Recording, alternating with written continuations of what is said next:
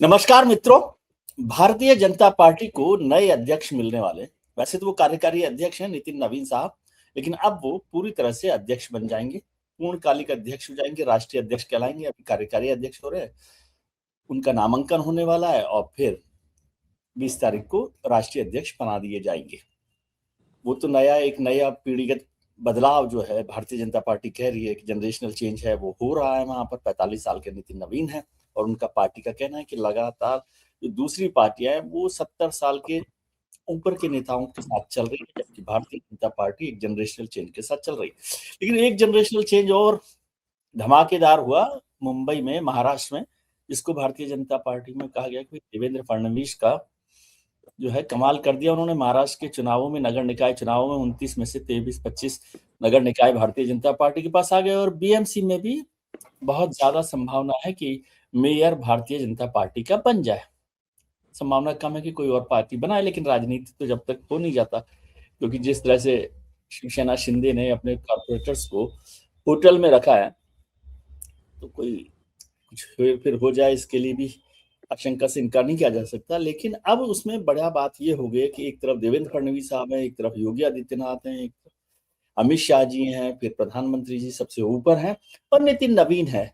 तो क्या भारतीय जनता पार्टी में भी जो युवा नेतृत्व है, जो सेकंड जनरेशन की जो लीडरशिप है, उसमें कंपटीशन हो रहा है और अब नंबर 2 पर कौन आना चाहता है, कौन आ सकता है, इस सब पर चर्चा शुरू हो गई है। तो इस सब की चर्चा का बारीक विश्लेषण करने के लिए जरूरी है कि बेहतर तरीके से, गंभीरता से बात की जाए। तो हम आशुतोष साहब को याद कर रहे हैं। आशुतोष साहब तो आपको पता ही है, सत्येंद्र के फाउंडर तो हैं ही, पॉलिटिक्स में उनका बड़ा इंटरेस्ट है, पॉलिटिक्स में खुद भी हाथ आजमा लिए हैं, तो बारीकियां समझते हैं।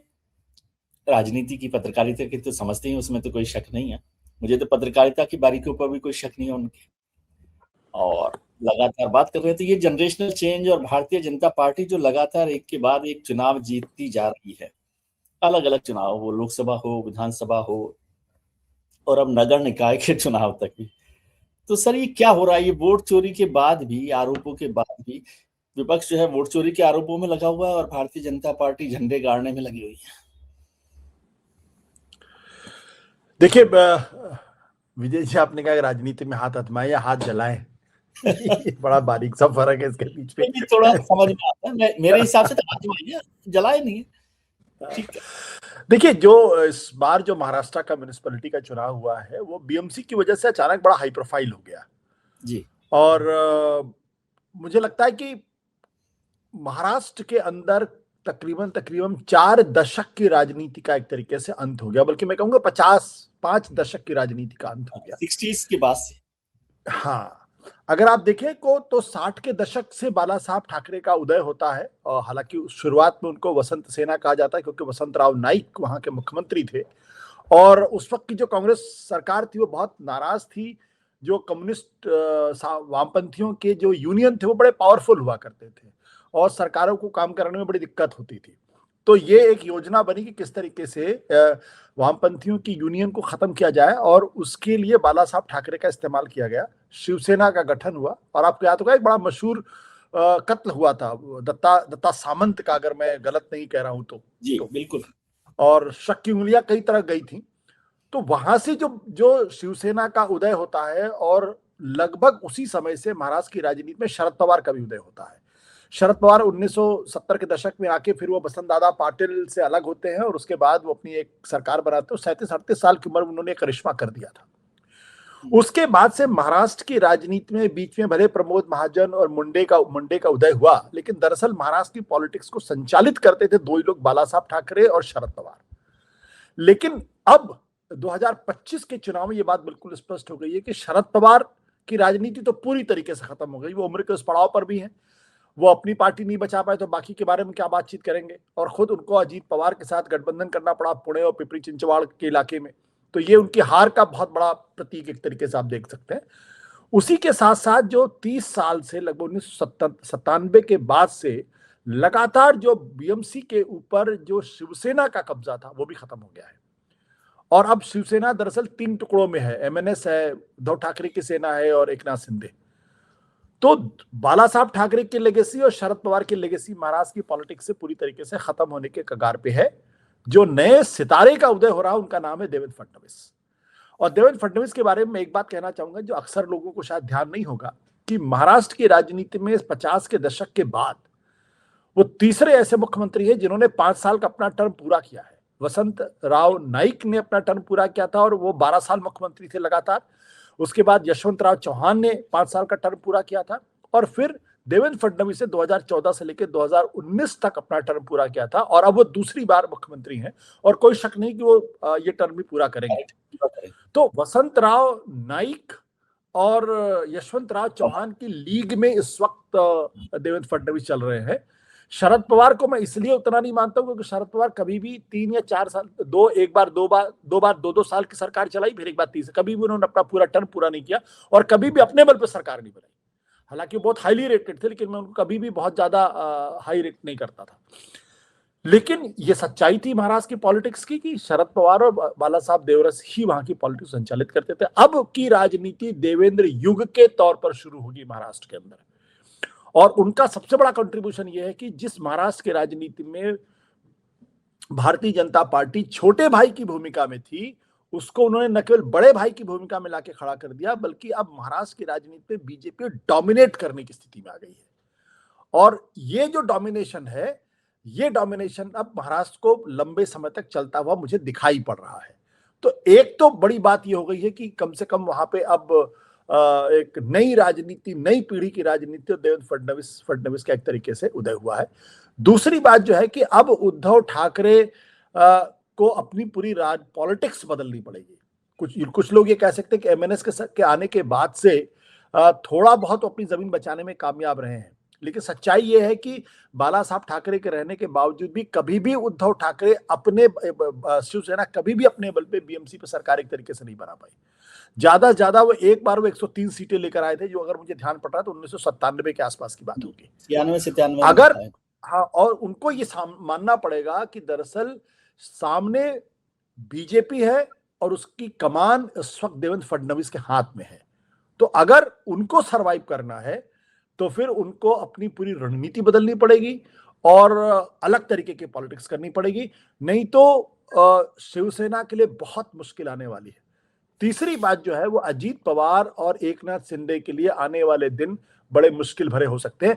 या तो पूरी तरीके से साष्टांग हो जाए, दंडवत हो जाए, चूं चपड़ ना करें। अगर करेंगे तो जैसे पंकजा मुंडे, एकनाथ खड़से ये सब बीजेपी में किनारे पहुंच गए वैसे ये भी किनारे कर दिए जाएंगे या हो जाएंगे। जी, बहुत महत्वपूर्ण बात आपने की। एक तो मैं हमारे जो मित्र लोग हैं जो देख रहे हैं प्रोग्राम उनको बताऊं कि आशुतोष जी इस समय चेन्नई में है। ये मत सोचिए कि मैं ही ज्यादा बूढ़ा हो गया हूं और सर्दी में जैकेट पहने हूं। तो आशुतोष जी लिट फेस्ट में चेन्नई में है और वहां उनको परेशान करे इसलिए वो शानदार टी शर्ट पहनकर बैठे हुए हैं।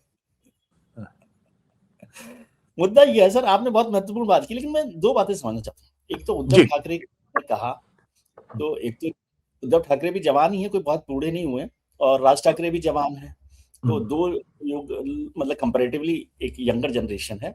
लेकिन जैसे और जगहों पर हुआ 2 पार्टियां हो गई हैं, बंगाल में भी हो गया, बिहार में भी मोटे तौर पर हो गया है। यहाँ जो 2 पार्टियां बन सकती हैं या बनी हैं अभी, शिवसेना और भारतीय जनता पार्टी, ये मोटे तौर पर डीएनए के तौर पर एक ही तरह की पार्टियां सोच समझे। अभी राजनीतिक बदलाव में उन्होंने एक सेक्युलर फेस मुस्लिम के साथ चलने का कितना फायदा हुआ, नुकसान हुआ, वो तो बाद में बारीक से पता पड़ेगा, लेकिन दोनों हिंदुत्व वाली कोर पार्टी है। और आपने बाला साहब ठाकरे का बार बार जिक्र किया, तो वो तो हिंदुत्व के लिए ही जाने जाते रहे। तो ये जो, क्या आपको लग रहा है महाराष्ट्र में उद्धव ठाकरे वापस हिंदुत्व के कोर उस पर आके प्लेटफॉर्म पर मुकाबला करेंगे बीजेपी के साथ, या फिर अब वो एक नई इमेज के साथ जाना चाहते हैं? देखिए विजय जी, एक चीज हमको समझना पड़ेगा कि जो शिवसेना का जो हिंदुत्व है उसकी शुरुआत तो हिंदुत्व की वजह से नहीं हुई थी। उसकी शुरुआत तो एक अलग तरीके से, एक दबंग पार्टी के तौर पर उसकी शुरुआत हुई थी जो मराठियों की रक्षा करती है। लुंगी उठाओ, पुंगी बजाओ, वो जो आपको याद होगा दक्षिण भारतीयों का बड़ा कब्जा था। अस्मिता के लिए शुरुआत से लेके, हाँ, तो मराठी अस्मिता की रक्षा के लिए पार्टी बनी। उसको आप ये कह सकते हैं कि हिंदुत्व का एक मराठी वर्जन, हिंदुत्व का मराठी दबंग वर्जन आप कह सकते हो। जो देवेंद्र फडणवीस की पॉलिटिक्स है वो पॉलिटिक्स है, पूरी महाराष्ट्र की पॉलिटिक्स को हिंदुत्ववादी करने की पॉलिटिक्स है। ये हमें समझना पड़ेगा, ये बुनियादी सा फर्क है। ये इसलिए अगर आप देखिए तो उत्तर भारत के लोग भी उनको वोट कर रहे हैं, दक्षिण भारत के लोगों ने भी उनको वोट किया, जो सर्वे कहता है, मैं तो सर्वे के हिसाब से जा रहा हूं। और उद्धव ठाकरे की राज ठाकरे के साथ आने की सबसे बड़ी कोशिश ये थी कि जो मुंबई में 40% मराठी है वो वोट उनसे ना छिटके, क्योंकि जैसे ही आप राज ठाकरे के साथ आते हैं वैसे ही आपको उत्तर भारतीयों दक्षिण भारतीयों का वोट मिलना बंद हो जाता है। गैर मराठी जो वोटर है वो आपके पास नहीं आता। तो इसलिए अगर उद्धव ठाकरे को अगर अपना विस्तार करना है, अपने पिता की विरासत को और अपने दादा की विरासत को अगर आगे लेके चलना है, तो उन्हें समस्त महाराष्ट्र की पॉलिटिक्स करनी पड़ेगी। और अगर वो सिर्फ मुंबई की पॉलिटिक्स करते हुए दिखाई पड़ेंगे तो मुझे नहीं लगता उनका कोई लंबा चौड़ा भविष्य दिखाई पड़ सकता है। एक छोटी पार्टी के तौर पर मुंबई में बने रहेंगे, कभी चुनाव जीतेंगे, कभी चुनाव हार जाएंगे। ये एक बड़ा खतरा। और उनको समझना चाहिए कि सिर्फ बीजेपी वहां के लिए नहीं है। देवेंद्र फडणवीस को मैं बीजेपी के टॉप 3-4 लीडर्स में मानता हूं, जो बहुत ही एम्बिशियस हैं, बहुत ही चतुर हैं और राजनीति के बड़े माहिर खिलाड़ी में से उनको मानता हूं। वो सिर्फ संगठन की वजह से ऊपर नहीं आए, कि कुछ लोग संगठन की वजह से ऊपर आ जाते हैं, संगठन उनकी मदद करता है। उन्होंने अपने बल पर अपनी जमीन बनाई और 40 साल की उम्र में वो महाराष्ट्र भारतीय जनता पार्टी के अध्यक्ष बन गए थे, पार्टी को जिताया और उसके बाद अपने कौशल से उन्होंने वहां 5 साल सत्ता चलाई। ये अलग बात है कि अगले 5 सालों में उनको दिक्कत हुई और उनको ह्यूमिलिएट करने की कोशिश की गई जब उनको डिप्टी चीफ मिनिस्टर बना दिया गया था एकनाथ शिंदे के नेतृत्व में। तो ये जो पूरा खेल है, इसलिए और उद्धव ठाकरे एक शालीन नेता के तौर पर छवि है। अब जो पॉलिटिक्स है वो शालीनता से नहीं चलती है। आपको अब आपस में एन केन प्रकारण और सब कुछ करना पड़ेगा, साम दाम दंड भेद सब कुछ करना पड़ेगा। तो इसलिए मैंने कहा कि देवेंद्र फडणवीस के सामने अगर अपने अस्तित्व को बचा के रखना है तो पहली कोशिश तो उनकी ये करनी पड़ेगी कि जितने काउंसलर जीत के उनको संभाल के रख लें। नहीं तो पता चला एक दिन अचानक वो सारे के सारे काउंसलर ही गायब हो गए, जैसे कि शिवसेना के एमएलए एमपीज गायब हो गए थे। और अगर वैसा हुआ तो फिर खड़ा होना बहुत मुश्किल हो पाएगा। उस लिहाज से मैं कहता हूं कि ये बहुत मुश्किल की घड़ी है। लेकिन ये इस बारे में मैं पूरी तरीके से आश्वस्त हूं कि शरद पवार, अजीत पवार और एकनाथ शिंदे के लिए आने वाले दिन बहुत मुश्किल होने वाले हैं। शरद पवार लगभग खत्म हो गई उनकी राजनीति, अजीत पवार की भी खत्म हो जाएगी और एकनाथ शिंदे को तो बीजेपी धीरे धीरे खत्म कर ही देगी, क्योंकि वो जिस तरीके का तेवर अख्तियार कर रहे हैं वो तेवर एकनाथ चलने वाला नहीं है। जी सर, देवेंद्र जी के लिए आपने बहुत तारीफ कर दी और मतलब मजबूती से उन्होंने सब कुछ किया है, लेकिन क्या ऐसी वजह मानते हैं? क्योंकि महाराष्ट्र की राजनीति और वैसे भी देश की राजनीति में भी ब्राह्मण नेता का चलना मुश्किल है। और प्रमोद महाजन तो एक जमाने में कहते थे कि महाराष्ट्र में ब्राह्मण चल ही नहीं सकता, जबकि वो खुद ब्राह्मण नेता के तौर पर आगे आए थे। दूसरी बात जो देवेंद्र फडणवीस ने कर दिया वो बीजेपी क्यों नहीं कर पाई कि शिवसेना को बड़े भाई से आपने कहा कि छोटे भाई के तौर पर बदल दिया और अब तो डोमिनेंस में भी आ गई। तो ऐसा क्या वजह है कि देवेंद्र में क्या एक ऐसा गुण आप मानते हैं जो ऐसा कर दिया उन्होंने? ये कहना कि सामदाम दंड भेद से, तो ये तो मैं थोड़ा सा डेरोगेटरी मानता हूँ। सामदाम दंड भेद सब लोग अपने इस्तेमाल कर रहे हैं, तो और वो कर भी रहे होंगे, नहीं कर रहे होंगे, मैं उसको कोई सर्टिफिकेट नहीं दे रहा, लेकिन कोई और बड़ी वजह होनी चाहिए नेता बनने के लिए जो आप देखिए। बड़ी वजह बहुत स्पष्ट है और वो देखिए सबसे बड़ी बात होती है ना, पेट में आग होनी चाहिए। कामयाब होने के लिए, शीर्ष पर पहुंचने के लिए पेट में आग होनी चाहिए। अगर वो आग नहीं है, सिर्फ आप खाना खाने के लिए खाना खा रहे हैं, तो फिर वो बात बनती नहीं है। उद्धव ठाकरे के बारे में हर आदमी जानता है कि दरअसल वो बाला साहब ठाकरे की या शिवसेना की स्वाभाविक चॉइस नहीं थे। स्वाभाविक चॉइस राज ठाकरे थे, लेकिन पुत्रमों में आके बाला साहब ठाकरे ने उद्धव ठाकरे को बना दिया। वो तो पेंटिंग वगैरह में उनकी दिलचस्पी थी, वाइल्ड लाइफ पेंटिंग करने में उनकी दिलचस्पी हुआ करती थी, तो फिर वो इसलिए उस तरीके से पार्टी भी चला रहे।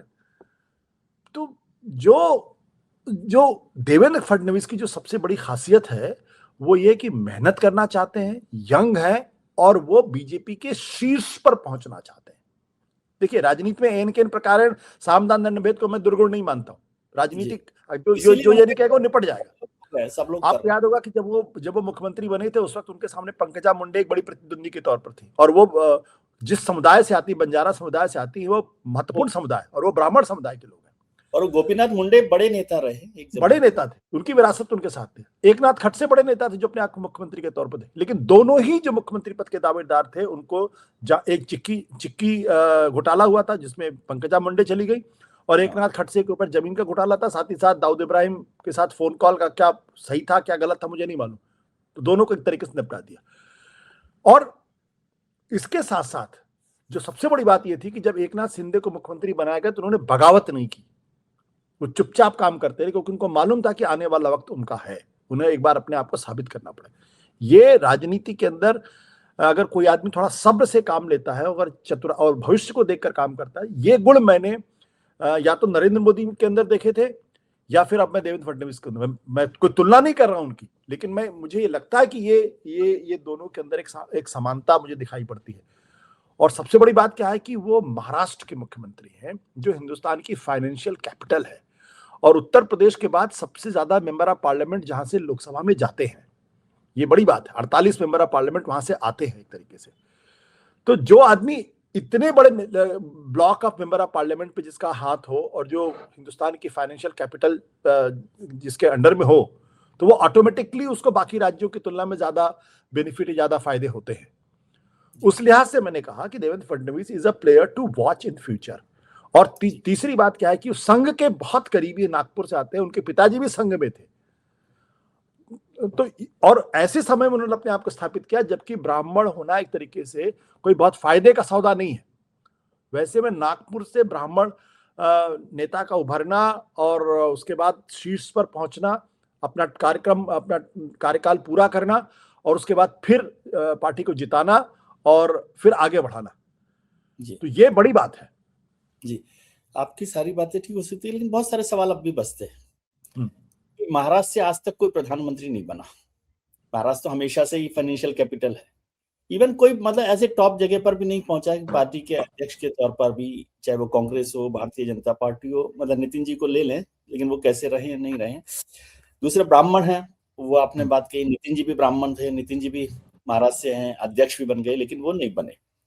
पेट में आग की बात ठीक है, क्या हम बहुत जल्दी नहीं कर रहे? क्योंकि क्या होता है, एक चुनाव देखते हैं, एक चुनाव हुआ था 2007 का, मायावती जी ने सरकार बनाई थी, कुछ एमपीज आ गए थे, तो हमने कहा कि मायावती जी दलित प्रधानमंत्री हो सकती हैं। फिर योगी जी ने अच्छा किया तो योगी जी प्रधानमंत्री की कतार में आ गए।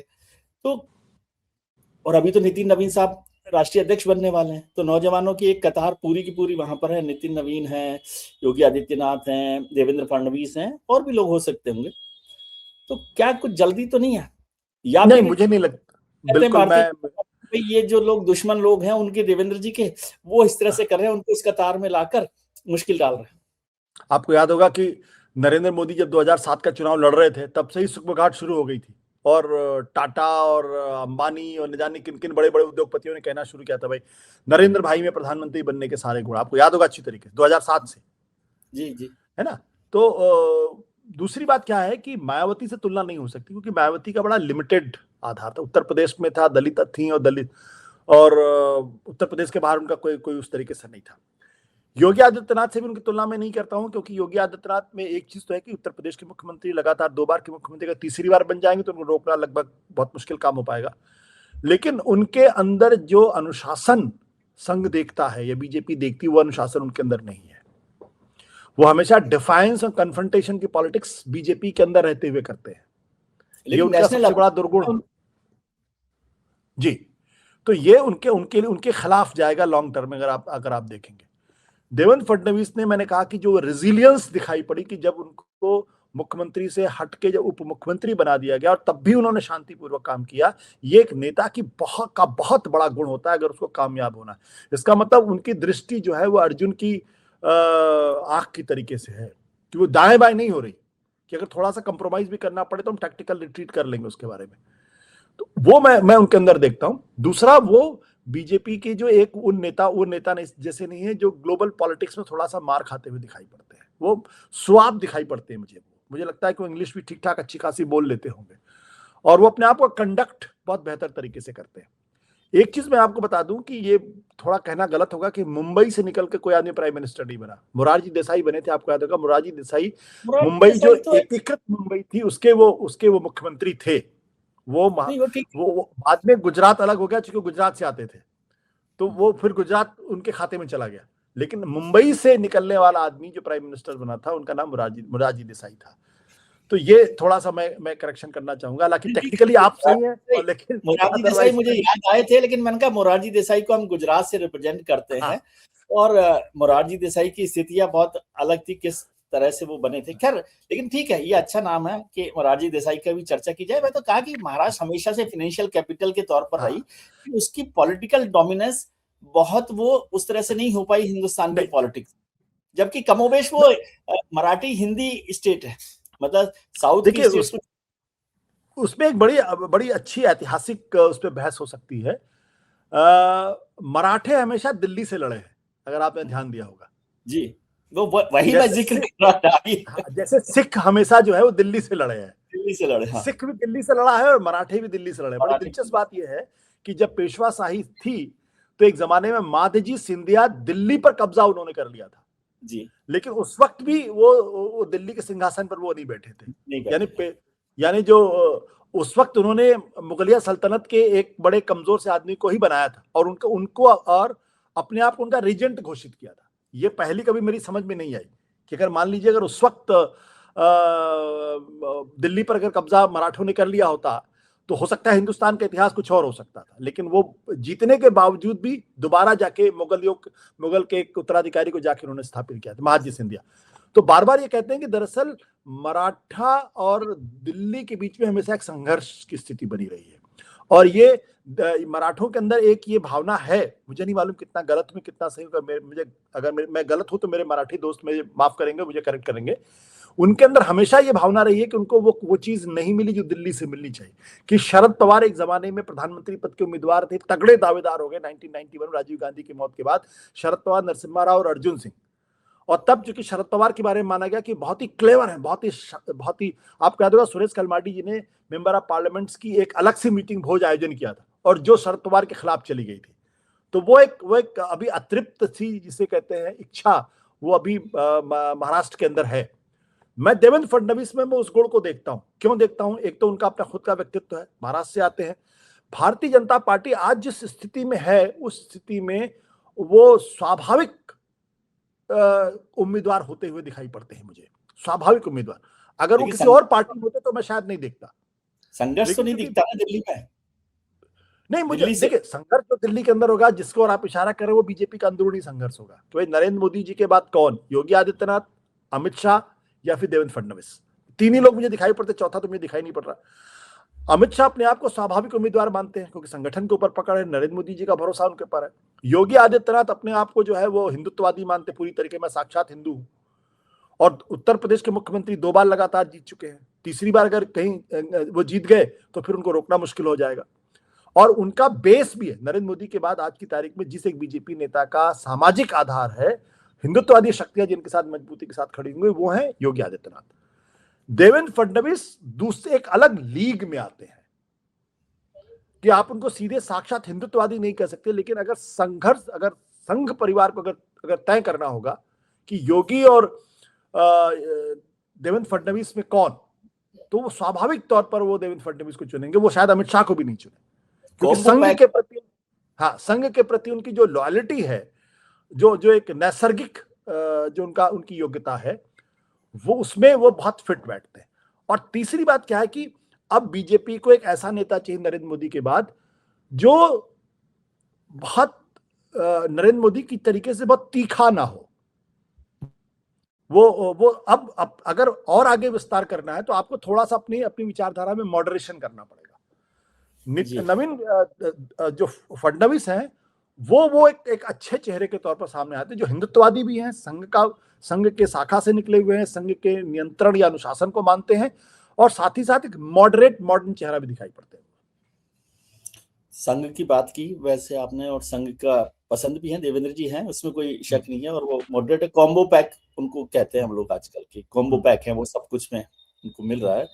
लेकिन अब नितिन नवीन साहब नए राष्ट्रीय अध्यक्ष बन रहे हैं, मतलब पूरी तरह से जिम्मेदारी संभाल लेंगे कल 20 तारीख को।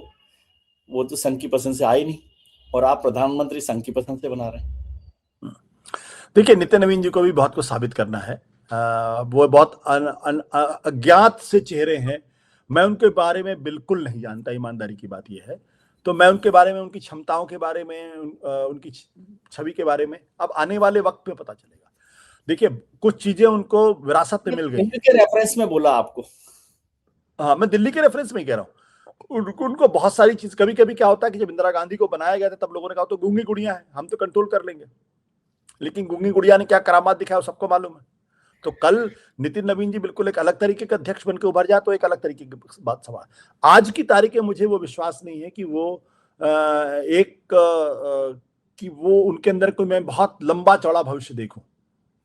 मतलब वो अच्छे संगठनकर्ता हो सकते हैं, पार्टी को ठीक तरीके से चला सकते हैं, लेकिन वो उस लीग में मैं उनको अभी नहीं देखता हूं।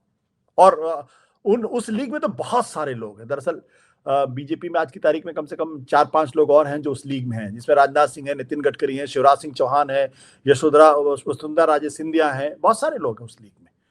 उस लीग में कमी नहीं है। कोई भी आदमी जो है वो देश का प्रधानमंत्री हो सकता है। वैसे तो यहाँ पर जितने नाम हम चर्चा करते हैं वो उसके अलावा ही कोई बनता है।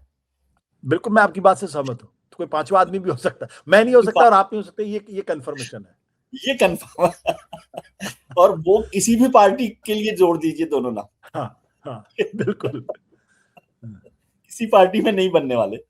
और नितिन नवीन साहब के लिए लोग कह रहे हैं कि भाई वेस्ट बंगाल का चुनाव पहला पहला होने वाला है तो उनकी जिम्मेदारी, हालांकि मैं उनकी जिम्मेदारी में इसको नहीं डालता हूँ पश्चिम बंगाल को, क्योंकि इट्स टू अर्ली टू से। लेकिन क्या आप देख रहे हैं पश्चिम बंगाल बिल्कुल, अब प्रधानमंत्री जी वहां पर हैं, अमित शाह जी वहां पर भी हैं, और जो 3 से 77 की छलांग है वो 77 से 150 की छलांग में बदल सकती है कि नहीं बदल सकती?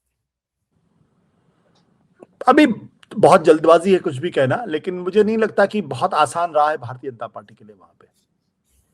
ममता बनर्जी बहुत ही बड़ी फाइटर है, बहुत स्ट्रीट फाइटर हैं, और उनका जो एडेड एडवांटेज क्या है कि वो इस वक्त सरकार में है, तो प्रशासन पूरी तरीके से उनके हाथ में है। तो जब किसी राज्य के अंदर कोई मुख्यमंत्री बहुत पावरफुल होता है और 3 बार की मुख्यमंत्री होता है, तो इसका मतलब बहुत डीपली ब्यूरोक्रेसी में उनकी पहुंच है, बहुत अंदर तक पहुंच है, और वो ऐसा दिखाई नहीं पड़ता कि चुनाव हारने वाली है। देखिए, ब्यूरोक्रेसी तब किसी का साथ छोड़ती है जब उसको लग जाता है ये हारने वाला है। आज की तारीख में मुझे नहीं लगता किसी को लगता है कि वो हारने वाली है।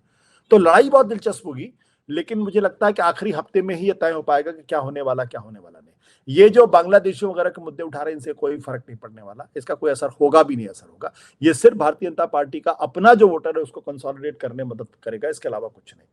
घुसपैठिए बड़ा इशू नहीं बनेगा आपके हिसाब से? बिल्कुल नहीं, कोई सवाल ही नहीं उठता। घुसपैठियों के आधार पर अगर वोट मिलना होता तो 2024 में प्रधानमंत्री नरेंद्र मोदी जी को वोट मिल गया होता। उससे ज्यादा आगे बढ़ के तो उन्होंने स्टेटमेंट दिया नहीं जी। ममता जी स्ट्रीट मतलब फाइटर हैं, जबरदस्त फाइटर है, इसमें तो कोई शक नहीं है। लेकिन अब ये हमारे देखने का भी तरीका है।